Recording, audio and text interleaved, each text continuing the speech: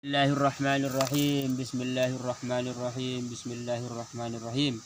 Bismillah, bismillah, bismillah. Allah, Allah, Allah. Wala hawla wala quwwata illa billahil aliyyil azim. Selanjutnya lafal Allah, penulisannya itu titik, lalu alif, lalu lam, lalu lam, lalu ha. Maka titik ini disebut dengan Nuqtatul kanz atau an-nuqtah al-kanziyah. Lalu alifnya itu disebut dengan la alifut tauhid. Alifnya disebut dengan alifut tauhid. Lalu lam, lalu ha. Nah, antara alif dan lam ini ada ama, ain, mim, alif, hamzah, amaun. Lalu lamnya ini, lam pertama disebut dengan lamul ma'rifah atau lamul qabd. Lamul qabd, lalu lamul ishq. Jadi lam pertama lamul ma'rifah atau lamul ishqi, lalu lam kedua disebut lamul qabdi. Lalu ha-nya ini disebut dengan haul hawiyah atau haul huwiyah. Nah, sekarang kita memasuki tentang Nuqtatul kanz, titik yang ada di atas alif itu. Jadi itu disebut Nuqtatul kanz, titik perbendaharaan. Sekilas kemarin dijelaskan kemarin ada di video sebelumnya. Jadi titik itu disebut dengan an-nuqtah al-kanziyah, titik perbendaharaan. Itu berdasarkan hadis Nabi, kuntu kanzan makhfiyan, hadis qudsi. Aku adalah, atau Allah ini berfirman melalui lisan Nabi Muhammad SAW di hadis qudsi, kuntu kanzan makhfiyan, saya adalah kanz makhfiyan, kanz perbendaharaan, makhfiyan yang tersembunyi. Fahbabtu an u'rafah, lalu aku mencintai untuk dikenal. Fahbabtu an u'rafah fa khalaqtul khalqa fabi'arufuni. Nah, jadi titik ini, titik yang ada di atas alif itu adalah tinta wujud semesta ini. Tinta. Jadi kalau dalam ahlullah atau para wali Allah atau para filsuf itu menyebutkan hayula. Jadi kalau misalnya ada bangku, ada meja, ada apalagi bangku, meja, misalnya pintu dari kayu, maka itu semuanya sama-sama dibuat dari kayu. Jadi bangku kayu, meja kayu, dan pintu kayu itu semuanya berasal dari kayu. Nah, kayu ini disebut hayula. Jadi asal dari bentuk-bentuk tersebut. Cuma beda bentuknya aja. Ada yang berbentuk pintu, ada yang berbentuk meja, ada yang berbentuk kursi misalnya. Jadi titik itu adalah asal. Jadi titik ini membentuk huruf kan. Di huruf ini membentuk nama-nama Allah Subhanahu wa taala. Nah, dari nama-nama Allah ini dia membentuk seluruh alam semesta ini. Jadi misalnya al-musawwir, Allah membentuk musawwir, membentuk wajah manusia. Allah an-nafi, yang memberi manfaat. Itu dari titik an-nuqtah al-kanziyah itu. Jadi nuqtah itu tanzih. Jadi huruf yang merupakan cabang dari titik itu adalah tasbih. Nah, di antara keistimewaan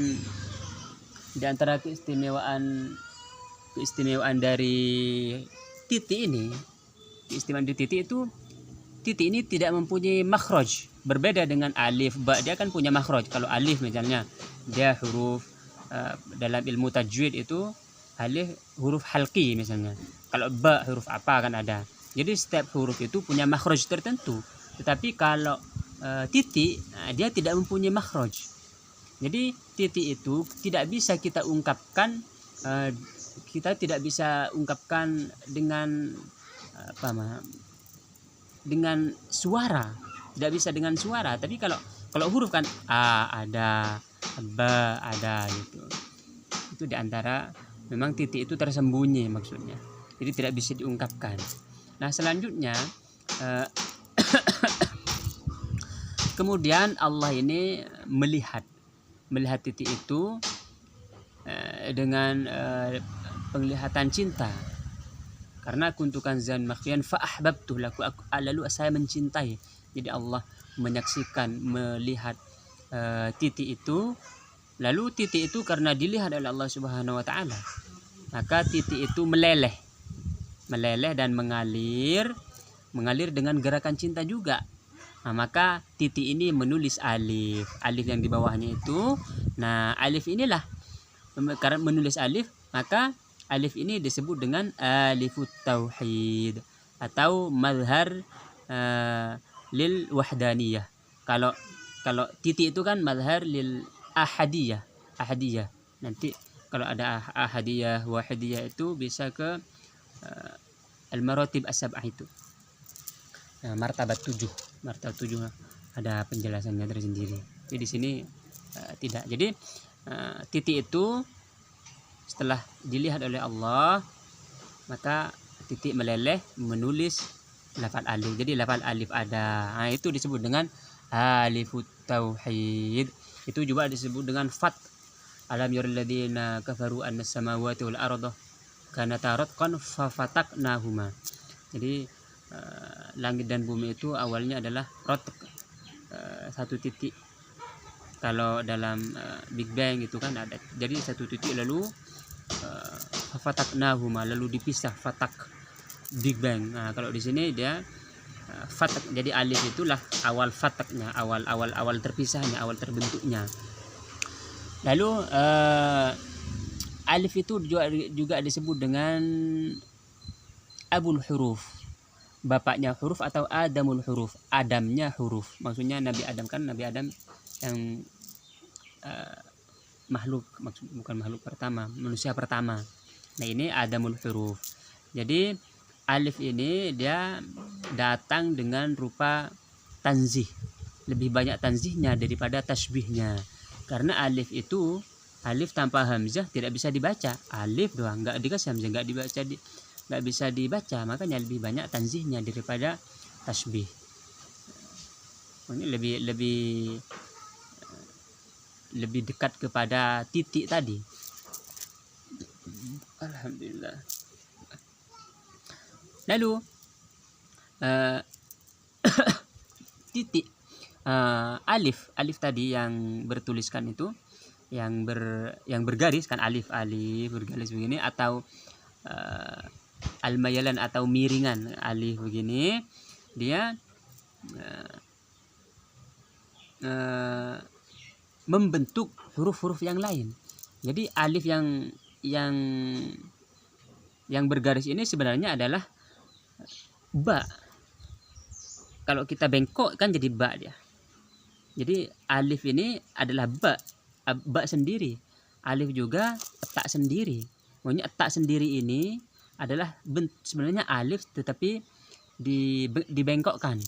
Jadi alif juga adalah jim itu sendiri. Jadi alif kita bengkok-bengkok jadi jim. Jadi jim begini srek di huruf Arab. Semuanya begitu. Sebagaimana nomor satu itu sebenarnya adalah angka 2. Maksudnya satu kan. Lalu satu begini nih, 1 1 2 kan. Kalau 3 berarti 1 1 1 3 begini.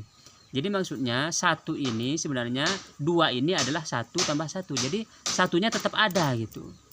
Kalau 3 berarti 1 1 1 3. Jadi 3 begini. 3 ini sebenarnya adalah 1 tetapi 3 kali.